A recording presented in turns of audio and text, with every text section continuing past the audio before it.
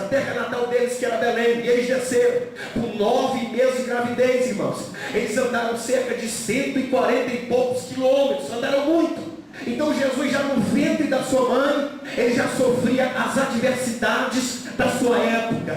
Eles desceram para Belém, e foi lá em Belém que Jesus nasceu. Jesus viveu em Belém até 2 anos de idade, e aí o anjo aparece para os seus pais e diz para que ele fugisse dali. Por quê? Porque o rei estava enfurecido, queria destruir as crianças, porque ele sabia que o Messias havia nascido, e ele não queria que o Messias entrasse em evidência. Então eles descem para o Egito e ficam lá por cerca de mais 2 anos. E quando Jesus estava com 4 anos de idade, eles voltam para a cidade de Nazaré. Aleluia! Cidade simples, cidade humilde, aonde a sua economia era baseada na agricultura, aonde a sua economia ali era baseada na semeadura, nas plantações. Vida simples, vida humilde. E foi em meio a essa sociedade que Jesus cresceu. Foi em meio a essa sociedade que Jesus foi ali observando as coisas. Louvado seja o nome do Senhor. Para quê, irmãos? Para falar conosco de forma simples, para falar conosco de forma clara. Louvado seja o nome do Senhor. Não porque ele precisasse, não, ele não precisava, mas era uma forma de demonstrar que ele tinha conhecimento de tudo que estava acontecendo. Louvado seja o nome do Senhor. Porque é verdade, irmãos, às vezes nós pensamos que Deus se esqueceu de nós, às vezes nós pensamos que Deus não está olhando para as nossas dificuldades, para as nossas lutas. Mas eu quero te dizer uma coisa nesta noite: Deus sabe cada passo que você tem dado. Deus conhece o teu levantar, o teu sentar. Deus conhece o teu pensamento. Deus conhece o teu coração. Ele sabe de tudo aquilo que você precisa. E eu estou aqui nesta noite para te dizer que Deus não se esqueceu de você. Glória a Deus. Não que ele precisasse, não, viu? Mas ele viveu em meio ali a uma vida muito simples e muito humilde. E aquela vida que Jesus teve foi tema das suas pregações. Jesus falava muito sobre a colheita, a semeadura. Jesus falava muito, irmão, sobre o trigo, sobre o joio. Ele falava de coisas que ele viveu e conviveu bem. Para quê, irmãos? Para falar conosco da forma mais clara possível. Deus fala conosco de forma clara, que nós venhamos entender. Eu costumo até brincar que se Deus, aleluia, né? Nós no Brasil, irmãos, quem viaja sabe disso. O Coelho viajou muito já e sabe dessa verdade. O Brasil, apesar de ser um país só, irmãos, mas se você vai em regiões, parece que você está em outro país, né? As pessoas têm determinadas expressões que a gente não conhece. Então, em determinados lugares, porque cada região tem a sua característica, tem a sua forma de falar, tem a sua forma de agir, tem a sua forma, aleluia, de se divertir. Louvado seja Deus. Então Deus, quando fala conosco, ele fala de forma clara. Se Deus chegar ali em Minas Gerais, não pode ter certeza que ele vai chegar no final e vai dizer assim: ô gente, é verdade. Se Deus estiver lá no sul, pode ser que na hora que ele estiver falando, ele vai dizer assim: ó tchê. Porque ele quer falar de forma clara, irmão. Deus jamais vai falar algo contigo numa língua que você não vai entender. Deus jamais vai falar com você de uma forma que você não compreenda, não. Deus vai falar de forma clara, audível. Deus vai falar com você de forma que você compreenda a sua mensagem. Glória a Deus. E Jesus falou sempre de forma muito clara. Nós lemos aqui um texto, irmãos, e nós vamos mergulhar aqui rapidamente nesse texto, que fala sobre quando Jesus estava chegando numa cidade chamada Cesareia de Filipe. O nome dessa cidade, na verdade, ela era Cesareia. Significa cidade de César. Só que ela era denominada de Filipe porque havia uma outra cidade chamada Cesareia.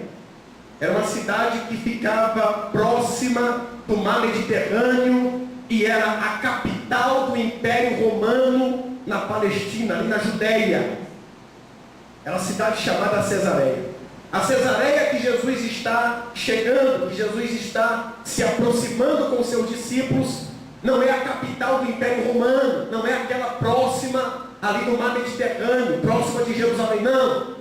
É uma cidade que está lá ao norte, a Cesareia de Filipe. Essa cidade foi batizada com esse nome, foi reconstruída e batizada com esse nome em homenagem ao imperador da época, Tibério César. É por isso que ele diz de Filipe, para identificar, louvado seja Deus. Essa cidade de Cesareia de Filipe era uma cidade em que a sua população, na sua maioria, eram pessoas pagãs, eram pessoas que não eram judeus, eram pessoas que adoravam outros deuses, pessoas que tinham outros costumes, eram terras gentílicas. Era nessa cidade que Jesus estava entrando com seus apóstolos, era nessa cidade que Jesus estava entrando com seus discípulos, louvado seja o nome do Senhor. Nessa cidade de Cesareia de Filipe, ali era adorado um Deus chamado Deus Pan. Era um Deus que era metade homem e metade bode. Era esse Deus que era adorado, até mesmo com vários tipos de sacrifícios oferecidos em vários altares, em vários lugares. Foi nessa cidade que Jesus, nas imediações dessa cidade, que Jesus tem esse diálogo enriquecedor, que Jesus profere a primeira palavra profética, mencionando a sua igreja, mencionando o seu povo, aquele que daria continuidade à sua missão na face da terra. Louvado seja o nome do Senhor. Essa é a primeira palavra profética de Jesus para a sua igreja. E todos nós sabemos que igreja não é placa, todos nós sabemos que igreja não é edifício, igreja são pessoas. Nós somos a igreja do Senhor, nós somos a igreja do Deus vivo. Então aqui está a primeira palavra profética de Jesus para nós. Jesus está dizendo aqui: edificarei a minha igreja e as portas do inferno não prevalecerão contra ela. Essa é a primeira palavra profética de Jesus relacionada à sua igreja. Mas vamos tentar entender aqui qual é a mensagem que Jesus está querendo transmitir para os seus discípulos. Que igreja é essa? Jesus, quando está se aproximando, irmão, dessa cidade, já está no final do seu ministério, ele faz uma pergunta para os seus discípulos.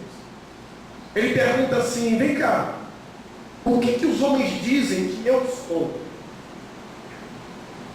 E aí os discípulos começam a dizer: Jesus, uns dizem que tu és Elias, outros dizem que tu és Jeremias, ou um dos profetas. Jesus, depois que ouve aquela palavra, ele vira para os seus discípulos e diz assim: e vós? O que dizeis de mim? O que dizem que eu sou? E aí Pedro, que era o mais animado ali deles ali, o que às vezes tomava a frente de tudo, ele chega assim, enche o peito e diz assim: tu és o Cristo, aleluia, o Filho do Deus vivo, louvado seja Deus. Eu tenho certeza, irmãos, que para todos nós que estamos aqui nesta noite, Ele é o Cristo, Ele é o Filho do Deus vivo. Sabe por quê, irmãos? Porque tem gente que está lá fora que não, acha que Jesus é um simples curandeiro, acha que Jesus é um simples profeta, um grande homem, um homem talvez fora do seu tempo. Essa semana eu estava conversando com um rapaz e ele chegou para mim, ele incrédulo, não acredita nas coisas de Deus. Ele chegou para mim e falou assim: Jesus foi um homem igual a Pelé. Ele disse assim: igual a Pelé, um homem além do seu tempo. Aí ele foi e começou a dizer: Pelé era um homem além do seu tempo. E aí eu perguntei para ele: e hoje, se Pelé tivesse hoje? Ele dizia: não, se ele tivesse hoje, talvez ele não conseguiria, porque existem muitas pessoas com porte físico maior, que correm mais. Pois eu quero te dizer uma coisa: Jesus foi um homem além do seu tempo, é verdade, mas Jesus permanece ainda um homem além desse tempo também. seja o nome do Senhor. E se nós olharmos com os nossos olhos humanos, nós vamos entender que não haverá tempo em que aparecerão homens que possam superar o nosso Deus. Louvado seja o nome do Senhor, porque Ele é maior. Glória a Deus. Jesus, Ele é insuperável. Glória a Deus. Houveram homens, irmãos, muito sábios sobre a terra. Muito sábios. E quando se fala em sabedoria, se olha muito para os filósofos, porque eles brincaram com o intelecto e com a razão e falaram coisas que nos surpreendem. Só que os grandes filósofos estão trancafiados nas bibliotecas e você só estuda eles se você for ali para uma faculdade ou se você for pesquisar a vida daquele homem. Mas Jesus não, irmão. Jesus está aí. Glória a Deus. Aleluia. Porque Ele é maior. As verdades que os filósofos falaram, vem outro filósofo e derruba. Tem filósofo, Sócrates falou, vem Platão e fala algo melhor. Aí Platão falou, aí não, pronto, Platão alcançou o máximo. Não, vem Aristóteles e fala mais do que ele. E aí vem outro, vem outro, vem outro, vem outro, vem outro, vem outro. Mas Jesus não. Aquilo que Jesus falou permanece para sempre. Louvado seja Deus, confirmando a sua palavra, que Ele disse assim: olha, céus e terras passarão, mas a minha palavra não vai passar. Glória a Deus.